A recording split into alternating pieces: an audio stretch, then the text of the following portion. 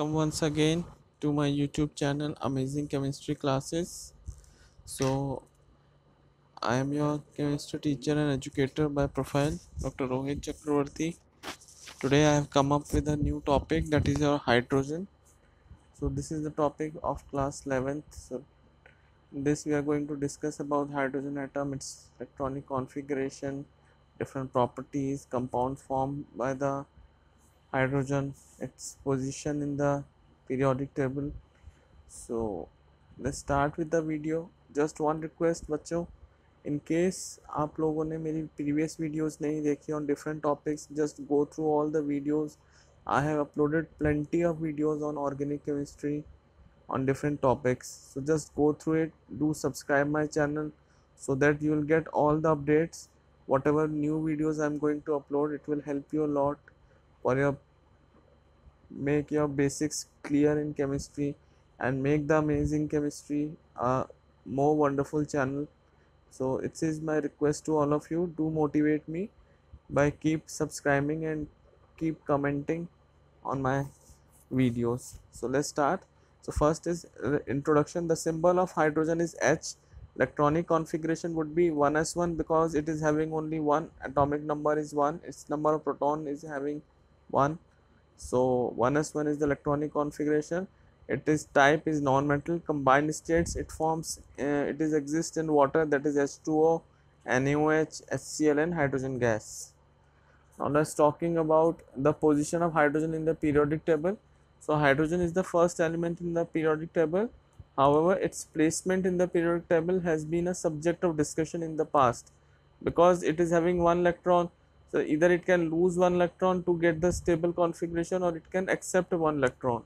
The position of hydrogen in periodic table remain uncertain because it behaves like alkali metal.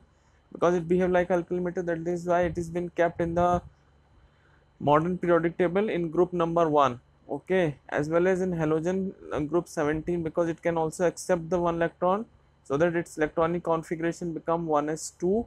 So it will be it gains the configuration of helium and the octet gets completed. So it is having similarity with halogen groups also. Like other alkali metal, it react with sulfur, hydrogen with halogens or oxygen to form a compound having the same formula, and it is having only one electron, is less in its valence electron. As I told you that if it gains one electron, then its octet gets completed, that is it will go into the configuration of helium, okay. So like halogen, it occurs as a diatomic molecule. The position of hydrogen is uncertain in periodic table and it occupies a special position at the top of periodic table. As far as occurrence of dihydrogen is concerned, dihydrogen is most abundant element in the universe, around 70% of the total mass of the universe, and it is the principal element in the property of hydrogen, and it exists in three isomeric form, that is protium, deuterium and tritium, okay. Deuterated is the radioactive form, activated form, and relative abundance percentage is given over here. Now let's talk about the giant planet, that is Jupiter and Saturn. It consists mostly of the hydrogen, so there is maximum percentage of hydrogen. However, due to its light nature, it is much less abundant by mass in Earth's atmosphere. Of course, in the combined form, it constitutes 15.4% of the Earth crust and the ocean. And the combined beside in water, it occurs in the plant and animal tissue in the form of carbohydrates, proteins, hydrides, including hydrocarbons. So you can see there are various sources of hydrogen. Talking about isotopes, as I told you that it is having three isotopes, that is protium, deuterium and tritium. As I mentioned over here, that most common one is protium and its abundant is 99.985. Talking about the second isomer, that is deuterium. Deuterium is having one neutron and its abundance is 0.015. Here you can see in the pictorial representation also that there is one electron in the outermost orbital, and total number of neutron atomic mass is 2, all right. And in case of tritium, it is having 3 mass number, because what are isomers? Isomers are those which are having the same atomic number but different mass number. So in tritium, the atomic mass is 3, here you can see, and there is only one electron in the outermost orbit, and its abundance is minimum, that is 1 into 10 to the power minus 15%, okay. So amongst three isomers, Protium is the most abundant one. Now talking about the physical properties of hydrogen, here you can see atomic hydrogen mass, atomic mass unit, that is 1.0078 for protium. For deuterium it is 2.014, and for tritium it is 3.0160. Now talking about the ionization energy, that is 1311 for protium, 1312.2 for deuterium. Okay, and in terms of radioactivity, the tritium is the radioactive one, whereas protium and deuterium is non-radioactive. Now talking about molecular hydrogen, melting point of protium is 13.96 Kelvin, for deuterium it is 18.73, and for tritium it is 20.62. Now talking about the melting point range, it exists with water as H2O. Okay, so melting range is 3.81 for deuterium, and for tritium is 4.48. For boiling point of water in case of protium it is 100 degrees Celsius. If it is D2O, normally deuterated water is used in NMR and its boiling point is 101.42, and tritium it is 101.51. Now talking about the density at room temperature, that is 25 degrees Celsius. For protium it is 0.997, for deuterium it is 1.104, and for tritium it is 1.214. So these are the basic properties of hydrogen. Very important table, bachcho. You guys can take a snapshot also, and basic values which all the chemistry students should know about the property of hydrogen atom. Now talking about the preparation part of dihydrogen, how we can prepare. So it is usually prepared by the reaction of granulated zinc. It is actually one of the basic properties also that we know when acids, generally hydrochloric acid, it reacts with metal. So it results in the formation of metal chlorides along with hydrogen gas get liberated. So this is one of the main process for the synthesis of hydrogen gas in laboratory. Second one is when metal reacts with alkali, that is alkaline solution sodium hydroxide, it results in the formation of metal zincate or metal alkalinate, that is zinc sodium zincate, and hydrogen gas gets liberated. This is one of the methods for the preparation of hydrogen gas. Now talking about the commercial production, for commercial production of dihydrogen gas, water electrolysis is done. So in which water is taken as an electrolyte, and in which electrolyte electrodes have been kept, and external electricity has been given so as to do the electrolysis, results in the formation of hydrogen gas at anode. So in previous videos I already discussed about the electrolysis process of water, results in the formation of hydrogen gas. Next one is reaction of steam on hydrocarbon or coke at a very high temperature. In presence of catalyst, it also leads to the formation of hydrogen gas. Here you can see hydrocarbon, I have taken alkane, that is CnH2n plus 2. When it reacts with water at very high temperature in presence of catalyst, it results in the formation of hydrogen gas. So the mixture of carbon monoxide and hydrogen gas is called water gas, as this is the mixture of carbon monoxide and hydrogen, and it is used for the synthesis of methanol and a number of hydrocarbon also, and it is also known as synthesis gas or syngas. So syngas is basically produced by the sewage sawdust scrap. Now talking about the hydrogen gas, most important uses of hydrogen gases is, that is the single use of dihydrogen in the synthesis of ammonia. Very important use, because ammonia, as we all know, is a very good fertilizer. So for the synthesis of ammonia, hydrogen gas has been used. Second one is for the hydrogenation of oil to form vanaspati. So for that also polyunsaturated vegetable oil like soybean, cotton and seeds. So dihydrogen gas has been used for the synthesis of vanaspati. Third one is it is used in the manufacturing of organic chemicals, particularly for the hydrogen. As I told you that coke reacts with hydrogen gas in presence of catalyst at certain temperature, results in the formation of methane gas. Next one, as a propellant, yes, it is very important for rocket fuel, because hydrogen gas gets burnt up, results in the formation of huge amount of energy, and that is why hydrogen gas is considered as an explosive, and it is used in a controlled manner for rocket fuel in space research also. Dry hydrogen gas is used as fuel cells for generating electrical energy also, and it is having advantage over the conventional fossil fuel and electric power, and it does not pollute the air. That is why it has been used as a safe fuel. Talking about the hydrides, yes, very important. Hydrides is like example, let me tell you, lithium hydrides, sodium hydrides. Okay, so dihydrogen under certain reaction condition combine with almost all elements except noble gases to form the binary compound, and these are known as hydrides. Okay, so if E is the symbol of an element, then hydrides can be represented as EHX. Okay, so the hydrides are classified into three categories, that is ionic or saline salt like hydrides, second one is covalent or molecular hydrides, and the third one is metallic or so non-stoichiometric hydride, which I have given you an example like sodium hydride and lithium hydride. Now first one is ionic or salt like hydrides. So these are the stoichiometric compounds of dihydrogen formed with most of the S block element which are highly electropositive, and these are having the significant covalent characters is found in the lighter metal hydrides. Let me give you an example of covalent compound like lithium hydride, beryllium hydride and magnesium hydride.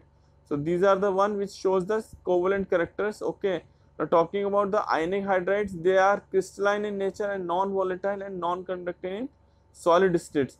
However, they are conduct the electricity, because on melting what happened, they are able to conduct the heat and electricity, and on electrolysis they liberate the dihydrogen gas at the anode. Okay, so which confirms the presence of hydride, that is H negative ion.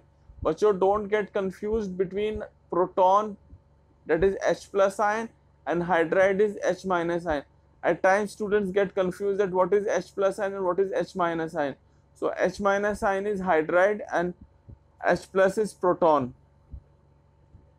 Now covalent or molecular hydrides, let me read out and then I will explain that the dihydrogen forms a molecular compound. As I told you that it forms a molecular compound like methane, ammonia, water molecule, hydrogen fluoride, and these for the convenience hydrogen compounds for the non-metals, they react and results in the formation of different compounds, and they have also been considered as a hydrides.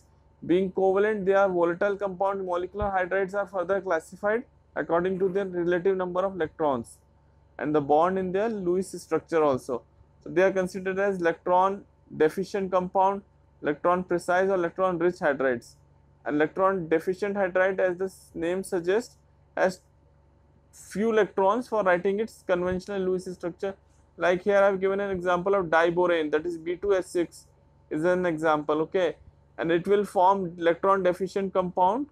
Why do you expect from this behavior? Because they act as a Lewis acid. And what are Lewis acid? Lewis acids are those compounds which actually accept the electrons. Okay, so they are known as electron acceptors.